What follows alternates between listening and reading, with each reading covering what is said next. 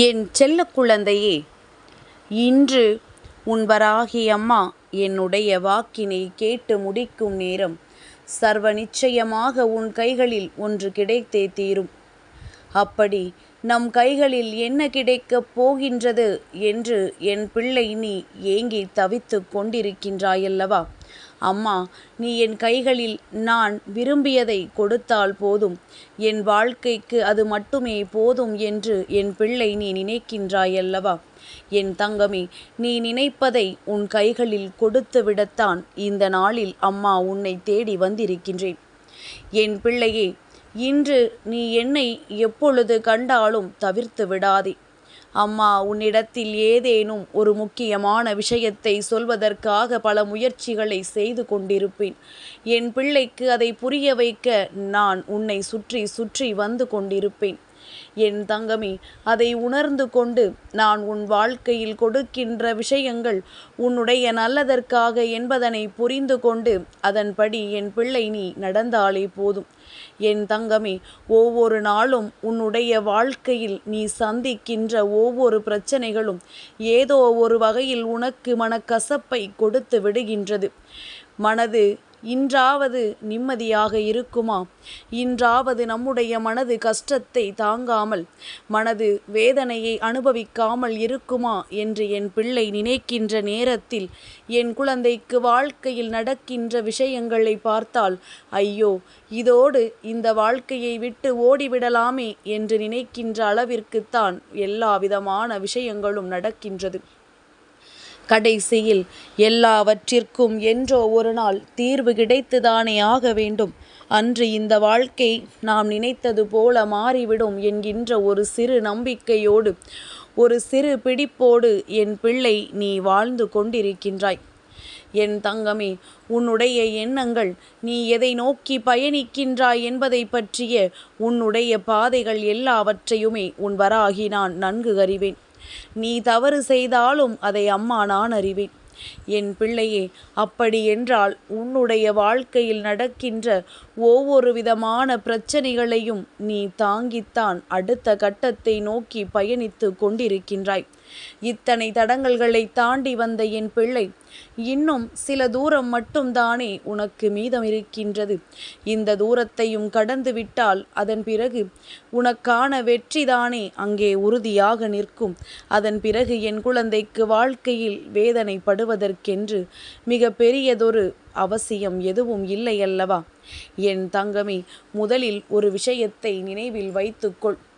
எப்பேற்பட்ட கஷ்டங்கள் வாழ்க்கையில் இருந்தாலும் அந்த கஷ்டத்தை நாம் தாங்கிக் கொண்டு அதிலிருந்து மீண்டு வர முயற்சிகளை செய்ய வேண்டுமே தவிர, ஒரு பொழுதும் அடுத்தவர்களிடத்தில் சென்று உதவிகளை மட்டும் கேட்டுவிடக்கூடாது. உதவி என்றாலே உன்னை ஏளனமாகத்தான் பார்ப்பார்கள். எவ்வளவுதான் உன்னிடத்தில் நல்லவர்களாக இருந்தாலும், எத்தனைதான் உன்னோடு அன்போடு பேசினாலும், பணம் என்ற ஒன்று அவர்களை உன்னிடத்தில் இருந்து பிரித்துவிடும். அதனால் எந்த ஒரு சூழ்நிலையிலும் உதவிக்காக யாரிடமும் நின்று கையேந்தி விடாதே.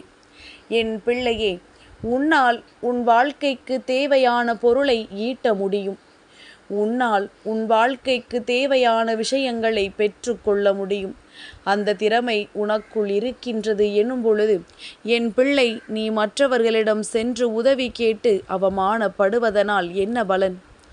என் குழந்தையே, அடுத்தவர்களிடத்தில் உதவி கேட்கக்கூடாது என்று உன் அம்மா நான் சொல்கிறேன் என்றால் அதற்கான காரண காரியங்களை நீ புரிந்து கொள்ள வேண்டும். அவர்களிடம் சென்றால் நிச்சயமாக உதவி கிடைக்கப் போவதில்லை. மாறாக, ஏற்கனவே கஷ்டத்தில் இருந்து கொண்டிருக்கின்ற உனக்கு வேதனைகள்தான் வந்து சேரப்போகின்றது. அதனால்தான் அம்மா உனக்கு எப்பொழுதுமே சொல்கின்ற விஷயம், உன் வாழ்க்கையில் உனக்கு கஷ்டங்களை கொடுக்கின்ற எதையுமே நீ இனிமேல் மிகவும் பெரிதாக எண்ணாமல், யார் உனக்கு அவமானத்தை கொடுப்பார்கள் என்று தோன்றுகின்றதோ அவர்களிடத்தில் போய் ஒரு பொழுதும் நின்று கொண்டிருக்காமல், உன் வாழ்க்கைக்கு என்ன தேவையோ அதை நீயே தேடத் தொடங்கு. நீ உன்னுடைய முயற்சியை பலமாக கொண்டு நீ செய்கின்ற எந்த ஒரு செயலாக இருந்தாலும் உனக்கு தெய்வம் உடனிருக்கும் என்பதனை மட்டும் மறந்து விடாதே. உண்மையும் நேர்மையும் கொண்ட குழந்தை தெய்வத்தை எப்படியும் சரணடைந்து விடும். என் தங்கமே, நான் உன் கைகளில் தர நினைக்கின்ற விஷயங்கள் எல்லாமே என் பிள்ளைக்கு வாழ்க்கையில் மிகப்பெரிய திருப்பத்தை தரக்கூடிய விஷயமாக இருக்க வேண்டும். நான் ஓடோடி வந்து எப்பொழுதும் உன்னிடத்தில் அதை தருகிறேன், இதை தருகிறேன் என்று சொல்வது கிடையாது. என் பிள்ளைக்கு எந்த ஒன்றை கொடுக்க வேண்டும், அதை எந்த நேரத்தில் கொடுக்க வேண்டும், என் பிள்ளை எப்பொழுது அதை கண்டு மனமகிழ்ச்சி அடையும் என்பதனை தெரிந்து கொண்டுதான் அம்மா உனக்கு அதனை சரியான நேரத்தில் உன் கைகளில் கொண்டு வந்து சேர்ப்பதற்கு வருகின்றேன். இப்பொழுது இது உன் கைகளில் வந்து சேர வேண்டும். உன் வாழ்க்கை இப்பொழுது நல்ல நிலைக்கு வந்துவிட வேண்டும் என்ற விதி இருக்கும் பொழுது நான் உன் கைகளில் அதை கொடுப்பேன் அல்லவா? வராகியிடம் பேசும் பொழுதே, வராகியின் வாக்கினை கேட்கும் பொழுதே உன் மனது தெளிந்திருக்க வேண்டும். அம்மா எப்படியும் இந்த வாழ்க்கையில் நமக்கானதை மீட்டு நம் கைகளில் கொடுக்கப் போகிறாள் என்பதனை. எப்பேற்பட்ட மனநிலையாக இருந்தாலும் நாம் தெய்வத்தை வணங்குவதை மட்டும் ஒரு நாளும் நிறுத்திவிடக் கூடாது என்பதனை. என் பிள்ளையே, தெய்வத்திடம் எந்த அளவிற்கு நீ சரணாகதி அடைகின்றாயோ அந்த அளவிற்கு உன் வாழ்க்கையில் பல நல்ல மாற்றங்கள் நடந்து கொண்டே இருக்கும். உன் வராகி அம்மா தானாகவே உன் வாழ்க்கையில் நுழைந்திருக்கின்றேன். முதலில் நீ நினைக்கின்றாய், நான் தான் இந்த வராகியை தேர்ந்தெடுத்து கொண்டு வந்து என் இல்லத்தில் வைத்து வணங்குகிறேன் என்று. ஆனால் அது உண்மை கிடையாது. என் தங்கமே, உண்மை என்ன தெரியுமா? இந்த தாயானவள் நான் தான் உன்னை தேர்ந்தெடுத்திருக்கின்றேன். நான் தான் என்னை நீ வணங்குவதற்காக உன்னை தேர்ந்தெடுத்திருக்கின்றேன். அதனால் தான் உன்னால் என்னை அத்தனை சுலபமாக நெருங்கிவிட முடிகின்றது. வராகி என்றாலே தவறு செய்தவர்கள் நடுநடுங்க வேண்டுமல்லவா? உண்மையானவர்கள் மட்டும்தான் என்னை கண்டு பயப்பட மாட்டார்கள். உண்மையில் மனதிற்குள் கெட்ட எண்ணங்கள் மட்டுமல்லாமல் அடுத்தவர்களின் வாழ்க்கையில் கெடுதல் நினைப்பவர்கள் ஒருபொழுதும் என் அருகில் நெருங்கிவிட முடியாது. என்னை நெருங்குவதற்கான தகுதிகள் இருக்கின்ற பிள்ளைகளால் மட்டும்தான் என் வாக்கினையும் கேட்டுவிட முடியும். என் தங்கமே, உனக்கு அந்த தகுதி இருக்கின்றதல்லவா? அதனால் தானே நல்ல நாளில் கூட இந்த தாயானவளை விட்டுவிடாமல் என் வாக்கினை நீ கேட்டுக்கொண்டிருக்கின்றாய். என் தங்கமே, உனக்கு எப்பொழுதுமே எந்த நேரத்திலும் உதவிகளை செய்வதற்கு நான் தயாராக இருக்கின்றேன்.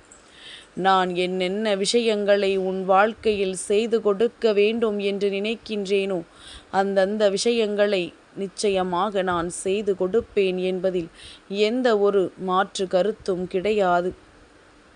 என் தங்கமே, என்றோ ஒரு நாள் இந்த வாழ்க்கையில் நீ பட்ட அவமானங்களுக்கெல்லாம் உனக்கு பதில் தருகின்ற காலமும் இப்பொழுது வந்திருக்கின்றது. உன்னை அவமானப்படுத்தியவர்கள் இனி உன்னுடைய காலடியில் வந்து மண்டியிட வேண்டிய சூழ்நிலை வரும். ஆனால் என்னுடைய செல்ல பிள்ளை அல்லவா நீ, ஒரு பொழுதும் இதுபோன்று உன் காலடியில் வந்து யாரேனும் மன்னிப்பு கேட்க துணிந்தால் அதற்கு ஒரு பொழுதும் நீ அனுமதிக்க மாட்டாய். மனதார திருந்தினாலே போதும். இனி யார் வாழ்க்கையிலும் இது போன்ற அவமானங்களை ஏற்படுத்தி கொடுத்து விடாதீர்கள் என்று என் பிள்ளை அறிவுரை சொல்வாயே தவிர ஒரு நாளும் காலில் விழுவதைக் கண்டு ரசிக்க மாட்டாய். என் பிள்ளையே, ஒருவரும் வாழ்க்கையில் கொடுக்கின்ற பிரச்சனைகளை எல்லாம் பார்க்கும் பொழுது நாம் ஏன் வாழ வேண்டும் என்று நினைக்கின்ற அளவிற்குத்தான் தோன்றிவிடுகின்றது. ஆனால் உண்மையில் இவர்களினுடைய எண்ணங்களை ஆராய்ந்து பார்த்தோமானால் நிச்சயமாக அடுத்தவர்களின் கண்ணீரை கண்டு மன சந்தோஷம் அடைபவர்களாக இருப்பார்கள். அதனால் தான் அம்மா என்றும் உன்னிடத்தில் சொல்வது இது போன்றவர்களிடம் எச்சரிக்கையாக இருக்க வேண்டும் என்று. உன்னிடத்தில் யார் வந்து தனக்கான வாழ்க்கைக்காக கையேந்துகின்றார்களோ அவர்களுக்கு ஒருபொழுதும் இல்லை என்று சொல்லி மறுத்து விடாதே. நல்லபடியாக உனக்கு கெடுதல் செய்தவர்களுக்கும் நல்லதை செய்யும் பட்சத்தில் உன் வாழ்க்கையில் உனக்கான புண்ணிய பலன்கள் அதிகரிக்கும் என்பதனையும் மறந்து விடாதே. புண்ணியத்தை அதிகமாக தேடி வாழ்க்கையில் நீ செய்த அத்தனை கர்ம பலன்களையும் கழித்துவிட வேண்டிய காலகட்டம் இப்பொழுது. இதை என் பிள்ளை சரியாக செய்து உன் வாழ்க்கையில் நல்ல பலன்களை எல்லாம் அடைந்து கொள். யார் மனதையும் நோகடிக்காமல் இரு. வெற்றி தானாகவே உன்னை தேடி வரும். என் செல்ல குழந்தைக்கு இந்த வராகி அம்மாவினுடைய ஆசீர்வாதங்கள் எப்பொழுதுமே முழுமையாக கிடைக்கும்.